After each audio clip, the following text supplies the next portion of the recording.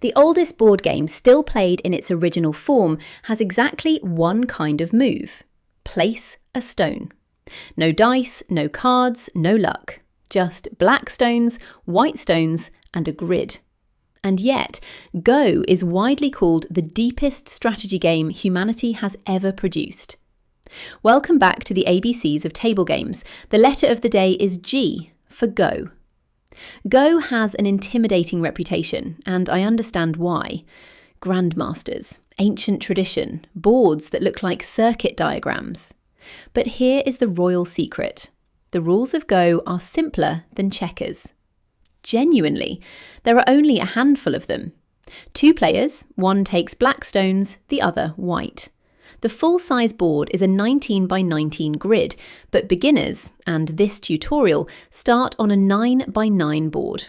Smaller kingdom, same laws.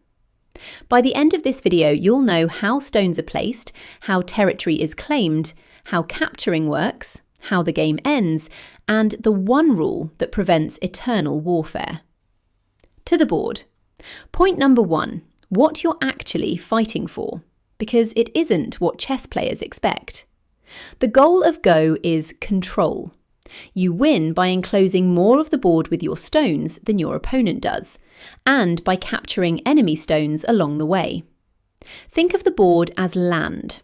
Every empty point you fence off with your stones becomes your territory. At the end of the game, you count your enclosed land, subtract your losses, and the larger empire wins. This is the mental shift that unlocks Go. You are not hunting the enemy, you are drawing borders. Captures happen, and they're dramatic, but they're a means, not the mission. Players who chase kills lose to players who quietly claim the map. Point number 2, the turn. There is exactly one thing you can do, and you'll do it beautifully. Black always moves first.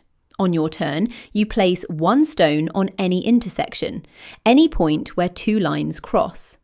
On a 9 by 9 board, that's 81 possible points. 2 things surprise newcomers. First, stones sit on the intersections, not inside the squares. Second, once a stone is placed, it never moves again. No sliding, no jumping, no retreating. Stones only ever leave the board one way, by being captured. Then your opponent places a stone. Then you. Back and forth, 1 stone at a time, the whole game long. That's it. That is the entire moveset of the deepest game on Earth. 1 stone, anywhere, forever. The complexity isn't in the moves, it's in the consequences. Point number 3, liberties. The single most important word in Go. Learn this and you understand the game. Every stone on the board has liberties, the empty intersections directly connected to it along the lines. A stone alone in the middle of the board has 4 liberties: up, down, left, right. A stone on the edge has 3. A stone in the corner, only 2. Remember that. Corners are dangerous places to breathe. Now, when stones of the same colour sit on adjacent intersections, they connect into a single unit, one organism that lives or dies together. And a unit shares its liberties. 2 connected stones in the open have 6 liberties between them. A chain of 3 has 7. Think of liberties as breath. A stone with open points beside it is alive and breathing. Every enemy stone placed on those points takes 1 breath away. Which brings us to the dramatic part. Point number 4, capturing. The moment Go bares its teeth. When every last liberty of a stone is occupied by enemy stones, that stone is captured, removed from the board and kept as a prisoner. And it scales.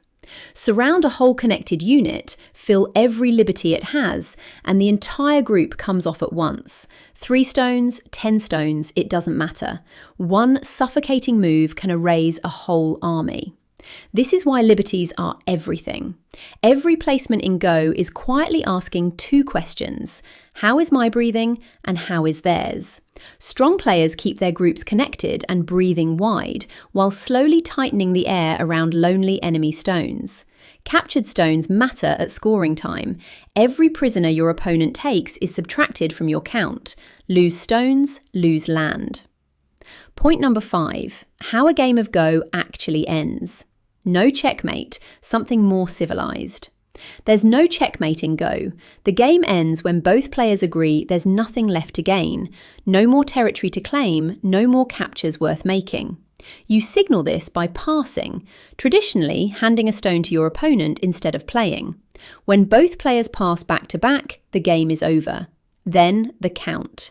Each player scores the empty intersections they fully enclosed, minus every stone of theirs that was captured.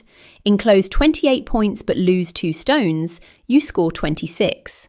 One elegant final rule: because black moves first, a real advantage, white receives compensation points, called komi, agreed before the game begins. A common figure is 6.5. Why the half point? So the game can never end in a tie. The ancients thought of everything. Highest total takes the board. Oh, and one law of the realm to prevent eternal war, the ko-rule. You may never make a move that recreates the exact board position from the turn before. If your opponent captures your stone, you can't instantly capture back and restore the position. You must play elsewhere first, then return to the fight. No infinite loops in my kingdom. A word from the throne. Go is best learned across a real board from a real person. The game has been passed hand to hand for thousands of years, and that's still the best way in. Across the table is where you find teachers, live games, and events near you.